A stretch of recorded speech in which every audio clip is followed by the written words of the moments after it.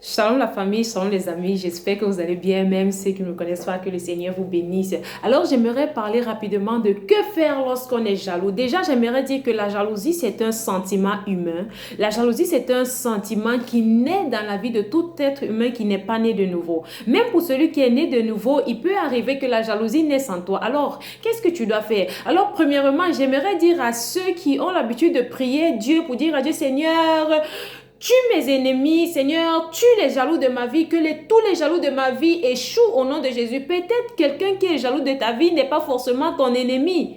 Peut-être quelqu'un qui est jaloux de ta vie n'est pas forcément quelqu'un qui ne t'aime pas. Peut-être quelqu'un qui est jaloux de ta vie peut être ton frère ou ta soeur qui est tout près de toi. Et si tu pries que le Seigneur le tue et il meurt, c'est toi qui vas commencer à pleurer. Normalement, je ne suis pas là pour encourager des personnes à être jalouses. Mais j'aimerais dire à ces personnes qui sont jalouses que lorsque la jalousie naît en toi, c'est une sémence que l'ennemi a déposée dans ton cœur. Parce que cette sémence-là naît lorsque nous nous sentons inférieurs aux autres. Nous pouvons voir dans Genèse 4, la Bible nous parle d'Abel et Caïn. Ils étaient des frères, donc je ne pense pas qu'ils se détestaient, non. Mais qu'est-ce qui a causé la jalousie de Caïn envers son frère Abel? C'est parce que l'Éternel avait trouvé un regard favorable sur l'offrande de Abel. Ainsi, ça a irrité Caïn. Généralement, nous sommes jaloux des personnes parce que Dieu les a élevés, ils sont plus riches que nous, ils sont plus intelligents que nous, ils s'habillent plus que nous, mais ce n'est pas ça. La vie, chaque personne a son timing. La vie, chaque personne a son étoile. Mais qu'est-ce que Dieu a dit à Caïn?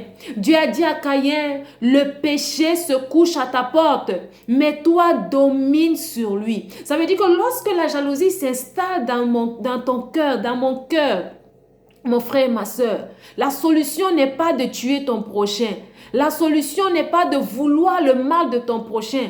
Mais la solution, c'est de te rapprocher de Dieu. La Bible dit que venez à moi, vous tous qui êtes fatigués et chargés, je vous donnerai du repos. Lorsque tu viens à l'Éternel, tu présentes ton problème. Généralement, lorsque nous venons dans la présence de Dieu, nous ne sommes pas vrais, nous ne sommes pas assez vrais. Nous venons, nous prions, nous demandons à Dieu ce dont nous avons besoin. Seigneur, fais ci, fais ça, Seigneur, s'il te plaît, sans oublier le problème majeur qui doit être traité. Lorsque tu viens dans la présence de Dieu, dis à Dieu réellement, cause avec Dieu. Dis à Dieu, Seigneur, je ne sais pas pourquoi lorsque je vois cet homme avec sa voiture, je ressens de la jalousie. Je ne sais pas pourquoi lorsque je vois cette fille avec ses beaux vêtements, je ressens de la jalousie. Enlève ce sentiment en moi. La jalousie, c'est un sentiment qui peut entraîner en toi la mort. Pas la mort de ton prochain parce que tu le sollicites, mais ta mort à toi. Ta destruction.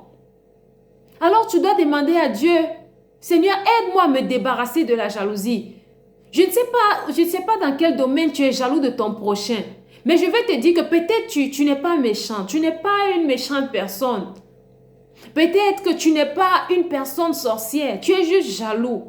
Mais cette jalousie peut t'entraîner dans la sorcellerie. Cette jalousie peut t'entraîner dans la méchanceté.